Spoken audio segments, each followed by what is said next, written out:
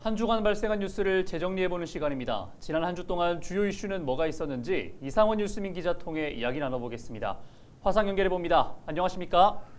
네, 안녕하십니까. 뉴스민 이상원 기자입니다. 네, 우선 지난 한 주 동안 발생한 주요 이슈부터 종합해 주시죠. 네, 추진 중단된 대구 신청사 건립 문제를 두고 지역구 국회의원이 기존 입장을 변경하는 기자회견을 열었고 권영진 전 시장과 설전으로 이어졌다는 소식 전해드리고요. 대구 참여연대가 대구시 유튜브를 두고 홍 시장의 사적 홍보 수단으로 전락했다며 고발에 나섰다는 뉴스도 살펴봅니다.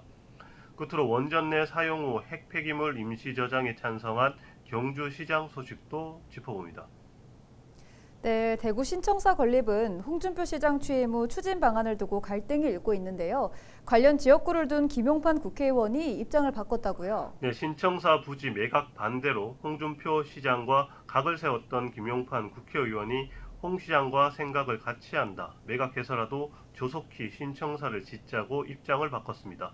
김 의원은 지난해 12월까지만 해도 매각 반대 단체와 토론회를 열며 홍 시장 의견에 반대 뜻을 밝혔는데요. 지난 20일 기자회견을 통해서 입장 변경을 알리고 시의회와 대구시에 조속한 신청사 건립 설계 비용 예산 반영을 주문했습니다. 김 의원은 입장을 바꾼 이유를 두고 자체적으로 실시한 여론조사 결과를 들었습니다.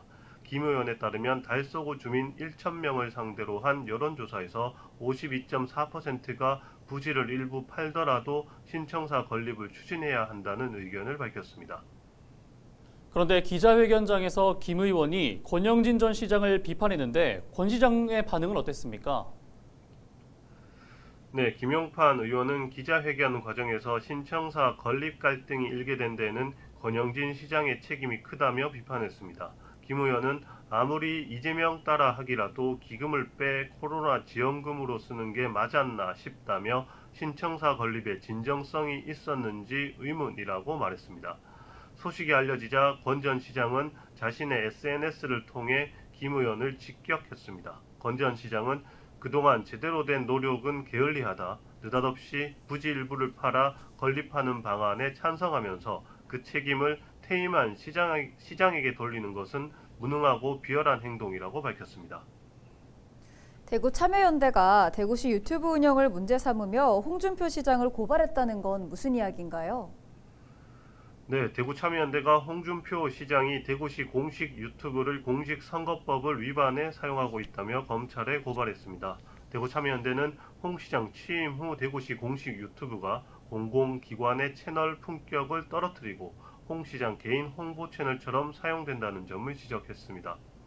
이들은 대구시 공식 유튜브 대구TV가 홍 시장의 이미지나 실적을 홍보하는 영상으로 채워지고 있어 관련 법을 위반했다고 보고 있습니다.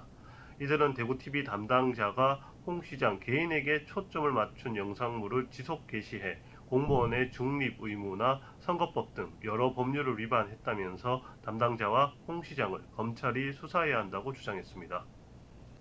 네, 그런데 준하경 경주시장이 사용 후 핵연료를 원전 내 임시 저장하는 법률안에 찬성했다고요? 네, 준하경 시장이 고준위 방사성 폐기물 특별법 조기 제정을 촉구하면서 지역단체가 규탄에 나섰습니다. 특별법은 사용 후 핵연료를 원전 부지 내에 보관한다는 내용이 담겼는데요. 주 시장은 영구 처분시설이 마련되기 전까지 임시 저장시설을 운영해야 한다며 법안 제정을 찬성했습니다. 주 시장은 임시 저장시설 장기 운영에 따른 주민 피해에는 합리적 보상책이 마련되어야 한다고도 덧붙였습니다.